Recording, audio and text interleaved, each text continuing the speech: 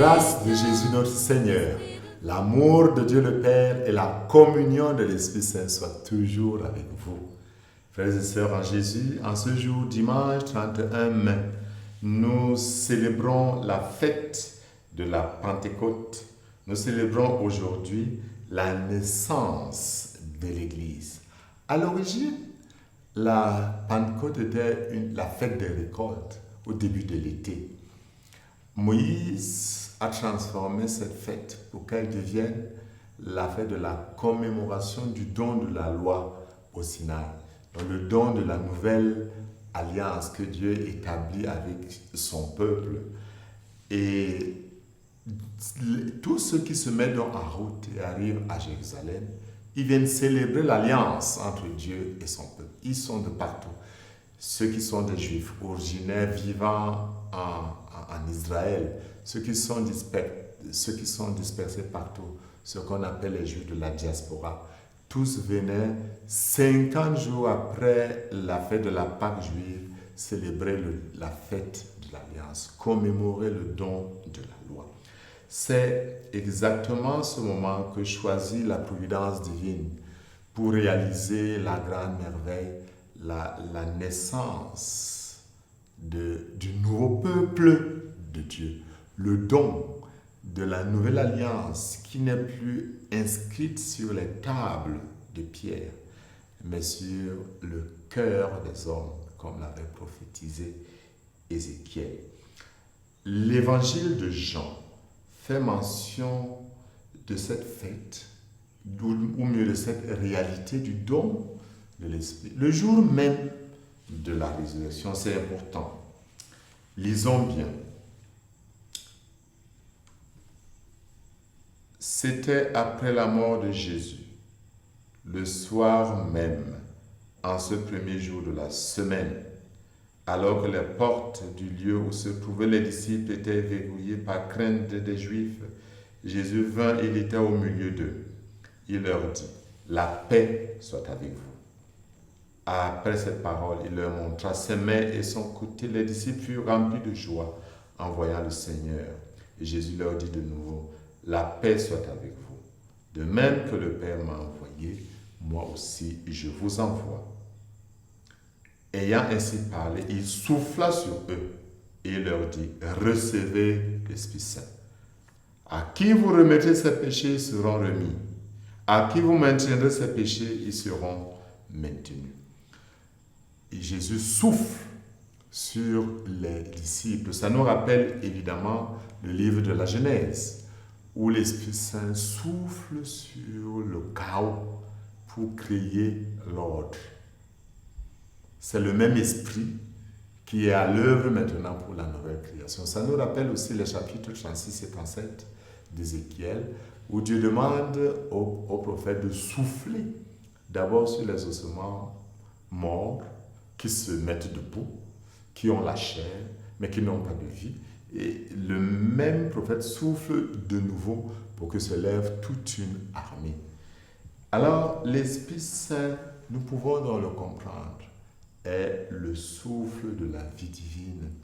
C'est la source de la création. C'est le principe de la nouvelle existence intérieure. Pour Saint Jean, c'est justement à la résurrection que Jésus apparaît comme le créateur de l'homme nouveau, libéré du mal, libéré du péché. C'est la nouvelle création qui commence donc, c'est une concomitance, la résurrection et le don de cette nouvelle vie. Parce que le premier-né d'entre les morts, c'est le Christ. En lui se réalise cette nouvelle création. Il est le pasteur, le leader, c'est lui qui est devant. Il est le premier. Il est le premier qui a cette puissance nouvelle. Et c'est lui qui opère donc cette nouvelle création. Et ceci se voit dans les trois stades.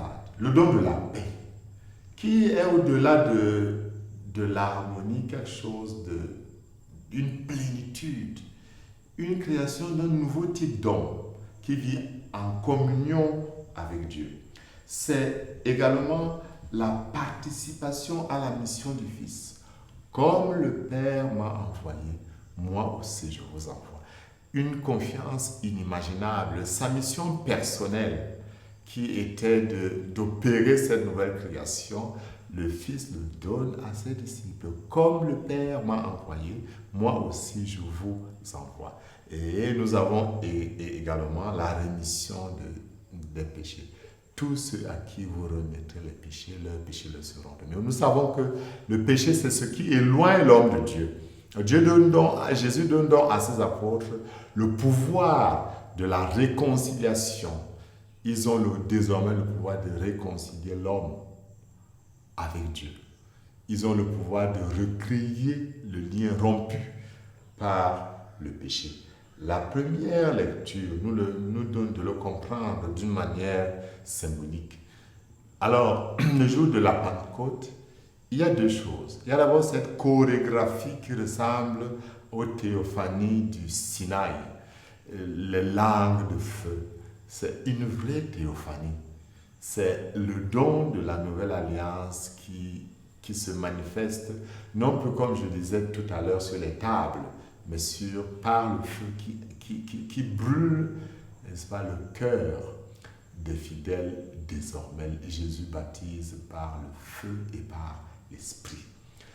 Et nous avons aussi on peut se rappeler de la tour de Babel dans Genèse chapitre 11, où les hommes ont voulu eux-mêmes créer leur uniformité, ne parlant qu'une seule langue. Et ils ont été mis en débandade, un peu comme si Dieu leur disait, non, ce n'est pas ça que je veux de vous. Ce que je veux de vous, c'est une diversité, mais une diversité unifiée.